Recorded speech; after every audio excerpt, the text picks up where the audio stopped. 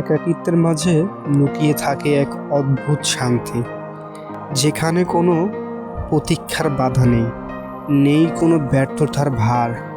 নিজের সাথে নিজেরই কথা বলা, আকাশের নীলে হারিয়ে যাওয়া, এ যেন এক মুভির স্বপ্ন। প্রত্যাশাহীন এই জীবন যেন নিঃশব্দে বয়ে চলা এক নদী, যার প্রতিটি ঢেউ জড়িয়ে আছে শান্তির সুর। কোনো কিছু পাওয়ার তাড়া নেই, তাই হারানোর ভয়ও নেই। এই একাকিত্ব জীবনের সৌন্দর্য যেন আরও গভীর হয়ে ওঠে এক নির্জনতার মুগ্ধতার। তেমনই আমাদের প্রতিটা মানুষেরই আসলে একাকিত্ব থাকার প্রয়োজন হয়ে পড়ে একটা সময়, কিন্তু আমরা কেউই আসলে এই দুনিয়াতে একা না।